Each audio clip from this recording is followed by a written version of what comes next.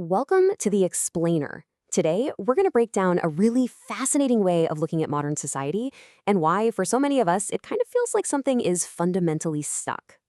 So, let's just dive right in with a question that gets to the absolute heart of it.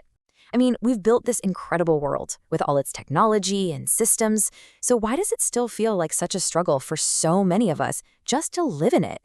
The source we're looking at today has a pretty unique answer. You see, the whole idea we're digging into argues that our society is basically built on top of three core pillars. These are supposed to be the massive engines driving all of our progress. And here they are: the government, corporations, and our religious or spiritual organizations. And think about it, right? We support these every single day. We pay our taxes, we go to work, we give our donations. We're entrusting them to build and guide the world we live in. Okay. But this is where the whole argument takes a really critical turn. The idea is that while these pillars did a great job on their first task, they really dropped the ball on the second one, which you could argue is way more important. According to this analysis, our institutions have basically completed about 70% of their job. And what's that 70%? It's building the basic foundation for our survival. The infrastructure, the economies, the frameworks that keep us all alive. And hey, that is a monumental achievement. Let's not downplay it. But what about that last 30%? That crucial final piece? Well, that represents our intellectual and our spiritual growth. And the core argument here is that this part has been almost totally neglected. And that is where that feeling of being stuck comes from. That struggle to find meaning beyond just getting by.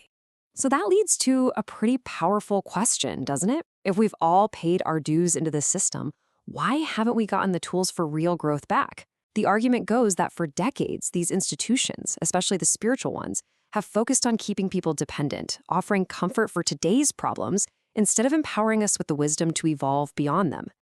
Now, this lack of growth leads to a really powerful diagnosis of the human condition, which this source material splits into two very, very different states of existence. And this is a quote straight from the source, and it's definitely designed to be provocative. To worry only about eating and surviving. This is the worry of an animal. It's drawing a super sharp, clear line between just surviving and truly living. And this slide really breaks down that difference. On one side, you've got animal life. It's reactive, right? It's about consuming energy just to make it to the next day. But on the other side, you've got human life, which this source says is creative. It's about looking for a purpose. It's about creating with our energy and using what we know to help all of humanity evolve. And this is so important, here's the point. If you find yourself constantly stuck in that loop of just worrying about survival, this framework says that's not just a personal failure, it's a systemic one. Our guiding institutions just haven't given us the education and wisdom we need to make that leap. Okay, so if that's the problem, what's the solution? Well, the source actually offers a really clear path forward. It's a balanced model for how society should handle this.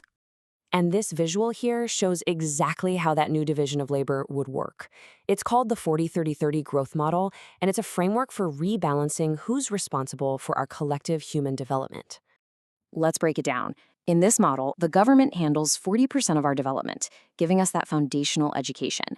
Then, corporations take on 30%. Their job is to foster practical skills that actually advance society.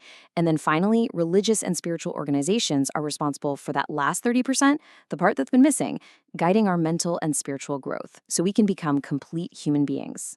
So, what's the ultimate goal here? What does a society that actually adopts this balanced model even look like? Well, it's about fundamentally changing this central question of our lives.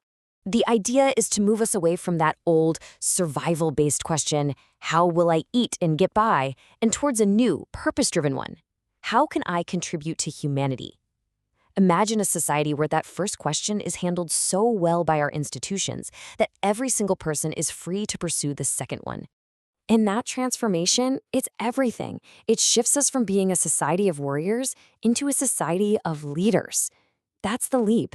From an existence defined by just our basic needs to one that's defined by purpose, by creation, and by contribution. And that leaves us with one final, very personal question to think about. When you really look at your own life, your worries, your dreams, which state are you in? Are you living, or are you just surviving?